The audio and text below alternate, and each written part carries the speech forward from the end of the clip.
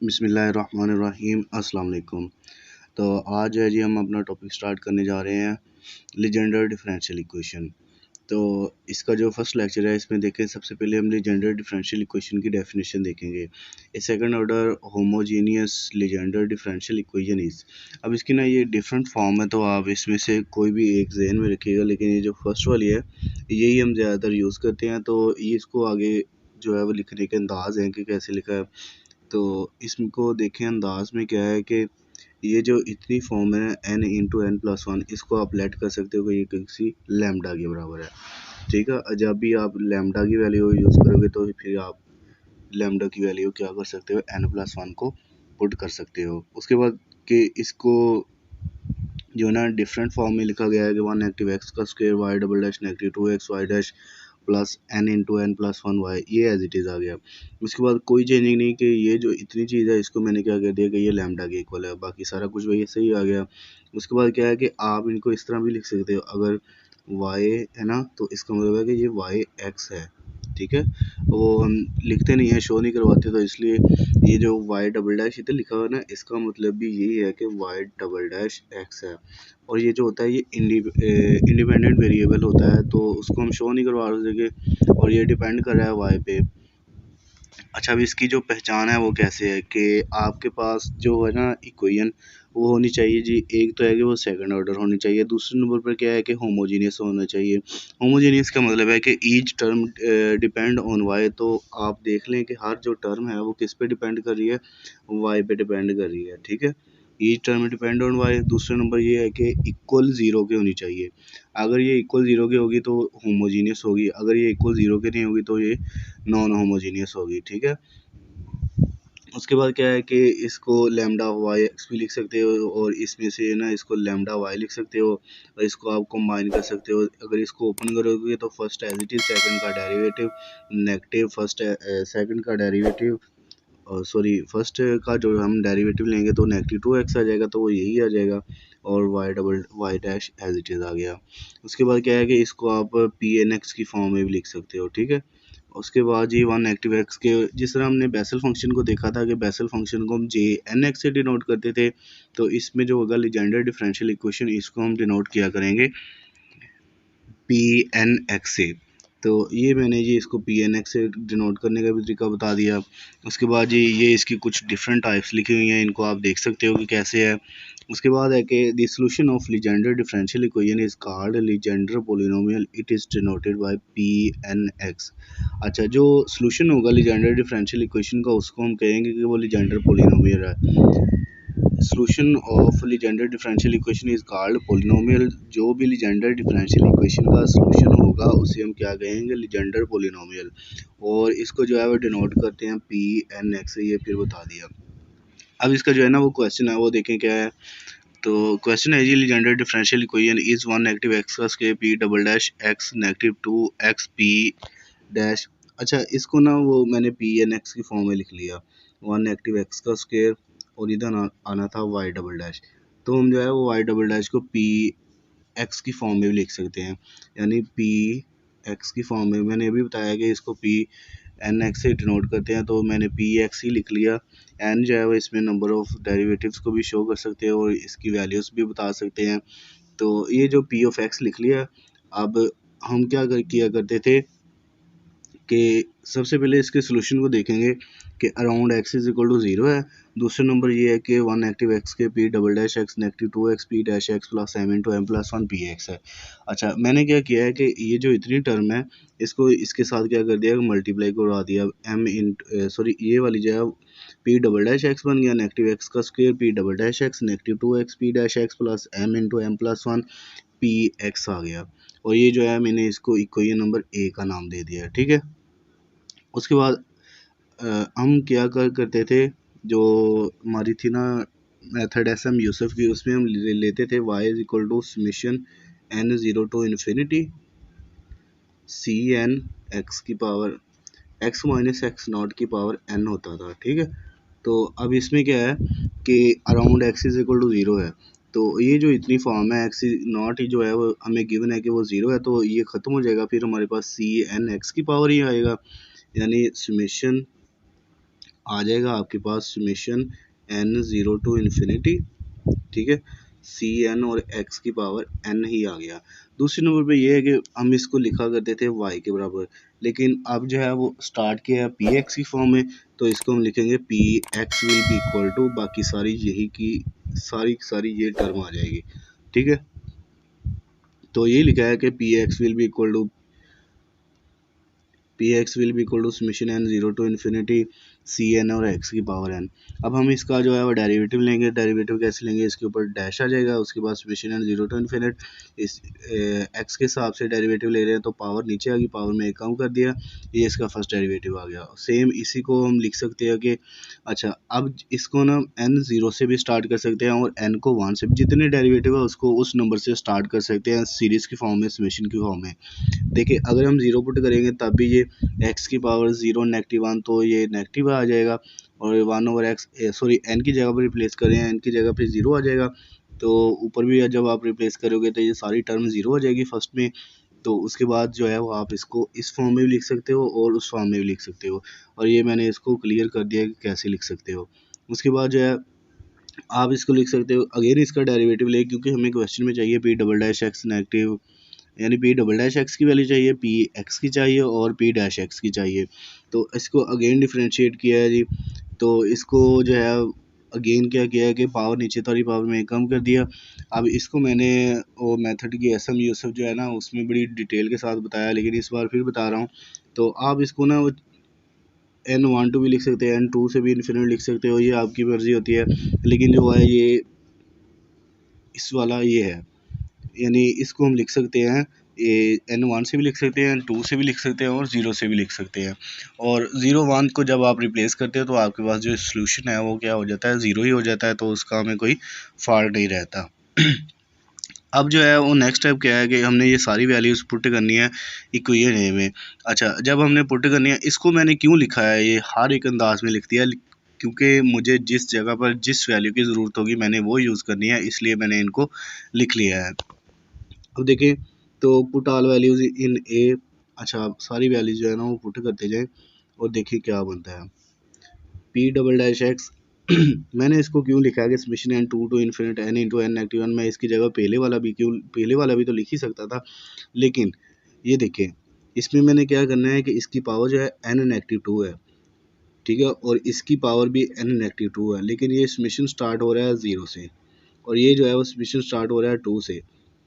तो जब मैंने एन की जगह पे एन प्लस टू पुट करना है तो मेरे पास जो इधर आएगा वो एन की जगह पे एन प्लस टू पुट करना है, तो will be equal to two है, तो ये दूसरी साइड जाकर क्या हो जाएगा टू नेगेटिव टू, ये कैंसिल और ज़ीरो बच जाएगा। लेकिन जब इसकी जगह पे मैंने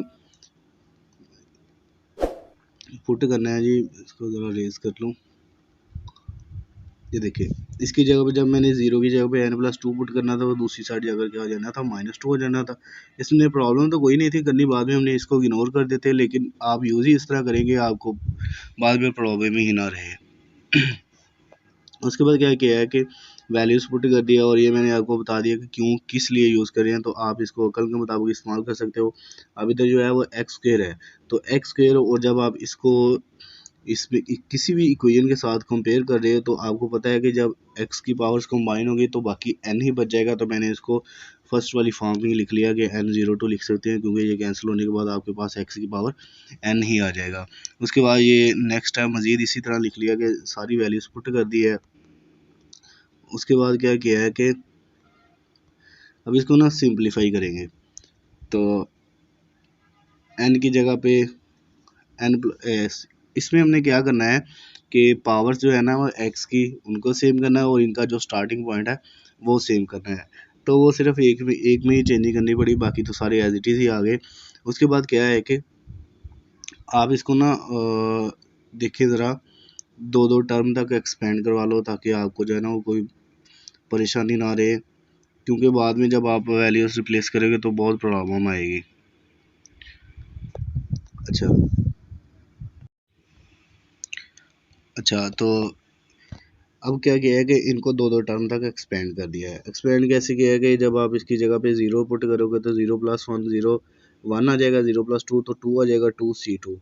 यानी इनको दो दो टर्म तक एक्सपेंड करा दिया, ये आपके पास 6 3x बन जाएगा। उसके बाद ये एज इट इज़ आ गया। उसके बाद इसको जो है वो दो टर्म तक एक्सपेंड करोगे। सबसे पहले जब आप जीरो पुट करोगे तो अभी ये सारी की सारी टर्म जीरो हो जाएगी। उसके बाद जब आप 1 पुट करोगे, 1 - 1 ये भी जीरो हो जाएगा।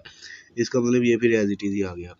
उसके बाद इसमें भी पुट करें, जीरो पुट करेंगे तो ये खत्म हो जाएगा, 1 पुट करेंगे तो आपके पास ये -2C1x आ जाएगा। उसके बाद इसमें जी m×m+1 आ गया और C0 आ गया, यानी ये ज़ीरो पुट हो गया। उसके बाद जब आप 1 रिप्लेस करोगे तो ये आपके पास ये वाली फॉर्म बन जाएगी, और उसके बाद ये 2 वाली एज इट इज़ ही लिख दी। अब जो है वो आपने इधर कंपेयर करना है। कंपेयर कैसे करेंगे? सबसे पहले हम कांस्टेंट देखेंगे, तो वो कांस्टेंट कौन कौन से है, तो वो देखिए ज़रा आप। कांस्टेंट जो है वो आपके पास है, एक तो ये है कि 2C² जो 2C² कांस्टेंट है। उसके अलावा जी m×m+1 और C0 जो है वो ये कांस्टेंट थे।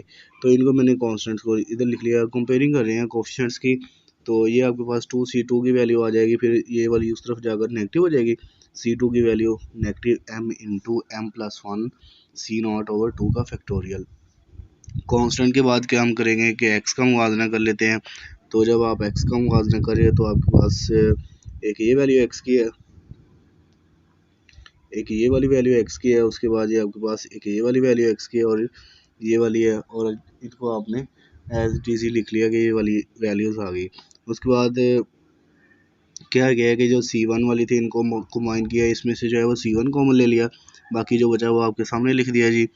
और दूसरी तरफ ले गए, इसमें से C1 कॉमन ले लिया। उसके बाद इसकी वैल्यू यूज़ करेंगे। ये देखें कि ये वाली इसकी वैल्यूज़, अब ये देखिए इसमें से जब C1 कॉमन लेंगे तो ये बन जाएगा -2। अब इनको मल्टीप्लाई करें, इसमें से नेगेटिव कॉमन लेंगे तो आपके पास ये आ जाएगा, और m का स्क्वायर पॉजिटिव हो जाएगा। इसके आप फैक्टर बना ले तो आपके पास फैक्टर आ जाएंगे, और उसके बाद लास्ट में जब आप इसको लेके जाओगे तो ये आपके पास फैक्टर आ गए उसके, और इसके साथ C1 एज इट इज़ ही चलता आ रहा है और साथ में नेगेटिव आ गया। ये तो हो गया जी, आपके पास जो था वो C3 आ गया, यानी उसको हमने एज इट इज़ करना शुरू कर दिया। उसके बाद क्या है कि अब आपने क्या करना है, कोफिशिएंट ऑफ x की पावर n। अब आज जो x की पावर n थे उनको सारे को कंबाइन कर लिया, और इस पे जो अपने स्टार्टिंग पॉइंट किया था वो n ग्रेटर और इक्वल, यानी समेशन जो है वो n2 तक जा रहा है। तो इसका मतलब ये वाली जो चीज़ है वो n ग्रेटर और इक्वल टू 2 होगी। अगर उधर 3 तक समेशन हमने ओपन किया होता तो n ग्रेटर और इक्वल टू 3 लिख देना था।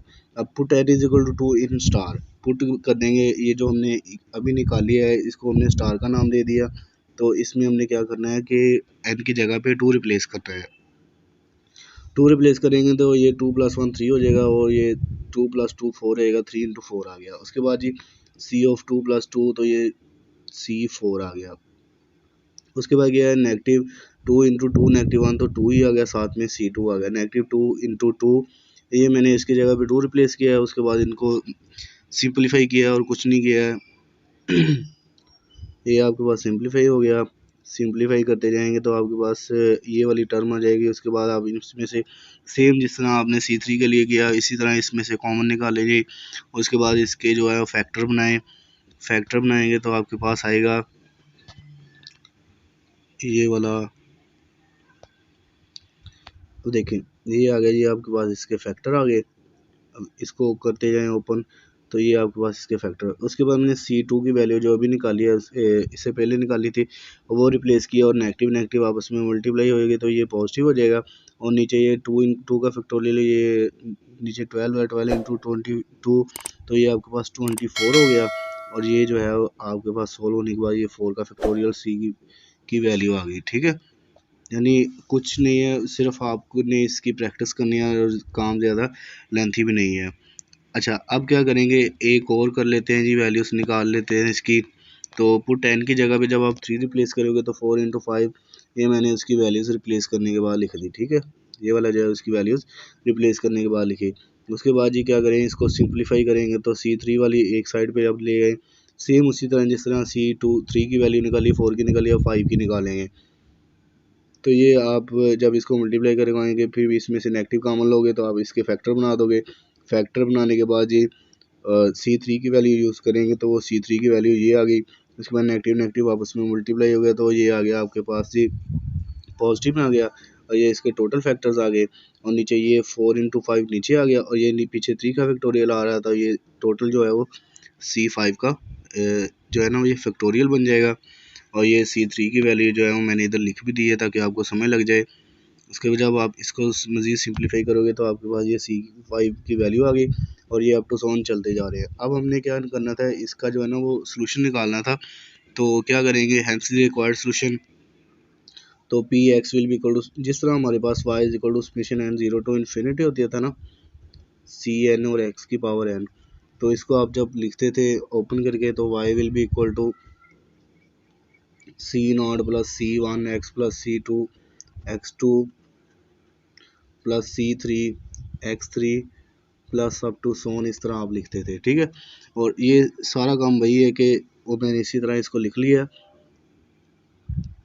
ये जो है वो एज इट इज़ वही स्टेप आ गया। उसके बाद इसकी वैल्यूज़ यूज़ कर दी जाएंगी। P x will be equal to C0 C1x, C2 की हमने निकाली थी वो पुट कर दी, C3 की भी पुट कर दी, C4 की भी पुट कर दी, और C5 की भी पुट कर दी। साथ में x की पावर 5 4 3 वो साथ साथ चलता आ रहा है। उसके बाद क्या किया है कि इनमें से जो C0 वाले थे उनको एक साइड पे कर लिया, और C1 वाले थे उनको एक साइड पे कर लिया। एक साइड पे करने के बाद क्या किया है कि इनमें से C0 भी कॉमन ले लिया और C1 भी कॉमन ले लिया, यानी इनमें से जो है वो C0 कॉमन ले लिया और नीचे वाली में से C1 कॉमन ले लिया। और मैंने इसको जो है वो 3 टर्म तक नहीं लिखा, 2 टर्म तक लिखने के बाद इसको एज इट इज़ छोड़ दिया और अप टू साउंड कर दिया। ये आपके पास इसका जो है वो रिक्वायर्ड सोल्यूशन आ गया, ठीक है। उम्मीद करता हूँ कि वीडियो आपको अच्छी लगी होगी, और अगर आपको वीडियो अच्छी लगे तो वीडियो को लाइक करें और दोस्तों के साथ शेयर करना मत भूलिएगा। और अगर आप चैनल पर नए हैं तो चैनल को सब्सक्राइब करें ताकि आपको हर नई आने वाली वीडियो सबसे पहले मिल सके। ओके जी, अल्लाह हाफिज़, अस्सलाम वालेकुम।